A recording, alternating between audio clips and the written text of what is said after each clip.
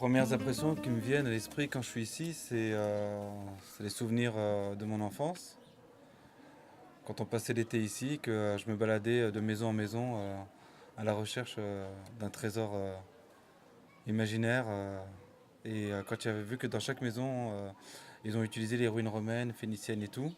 Donc il y a toujours des inscriptions en latin ou des gravures. Et j'essaie de trouver le code caché pour trouver le trésor. Donc voilà. Mon rêve quand j'étais enfant, c'était d'être archéologue justement, parce que j'étais marqué par l'omniprésence de l'histoire dans mon village natal.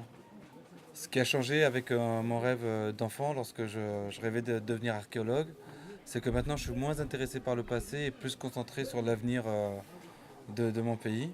Bon, cela dit, quand on pense à l'avenir, il faut aussi tenir compte des leçons du passé, mais je suis plus concentré sur l'avenir. Le moteur, c'est comme beaucoup, je crois, c'est ma mère. C'est ma mère, c'est d'avoir été témoin des efforts qu'elle a dû fournir pour nous élever, pour nous protéger. Aussi ce qu'elle a dû vivre parce qu'elle fait partie de ces Tunisiennes et de ces Tunisiens qui n'ont pas eu accès à l'éducation. Et donc ça a été la source d'inspiration pour travailler plus. Et aujourd'hui, pour aider, en tout cas au maximum, les enfants de notre pays à justement ne pas vivre sans avoir accès à l'éducation, ne pas être privé de culture. La devise que j'ai, elle est simple, c'est Wallah Weekend.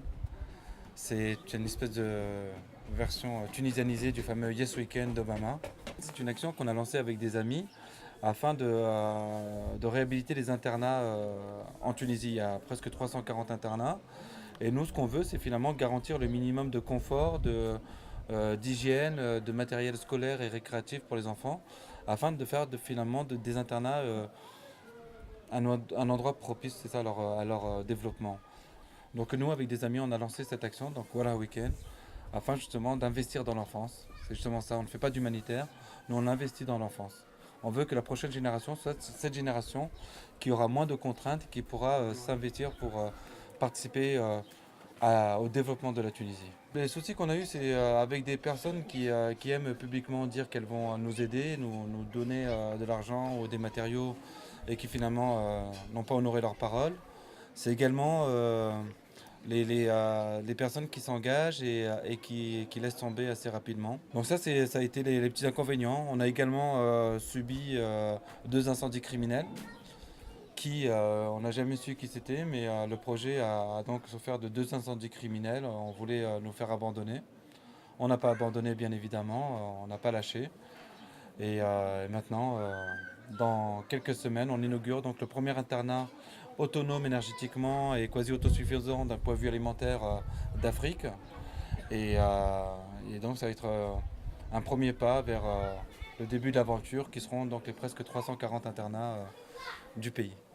On a eu le soutien, c'était exceptionnel, de la maison Dior, la maison de haute couture Dior nous a aidés en nous offrant des lots Dior qu'on a mis en vente durant une vente aux enchères à un gala Dior qu'on a organisé à la résidence de l'ambassadeur de France.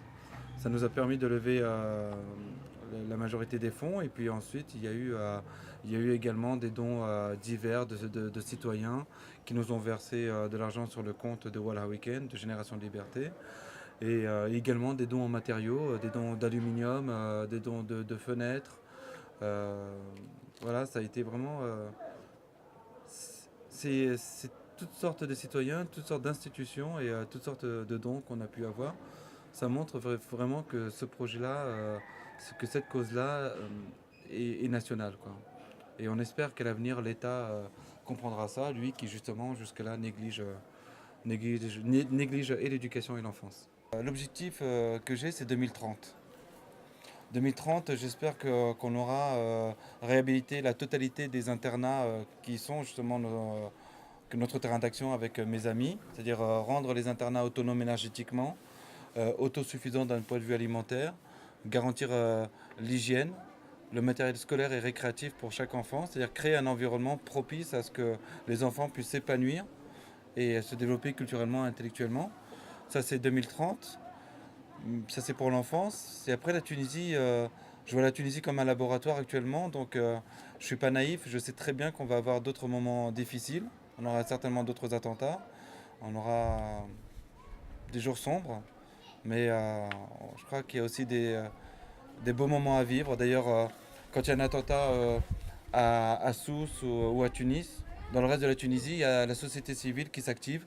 Il y a une société civile qui lutte et qui réussit des projets qui sont au profit de l'économie, au profit des citoyens de notre pays. Donc il y a certes des petits moments difficiles dans des endroits précis, mais dans le reste de la Tunisie, il y a des citoyens qui bougent.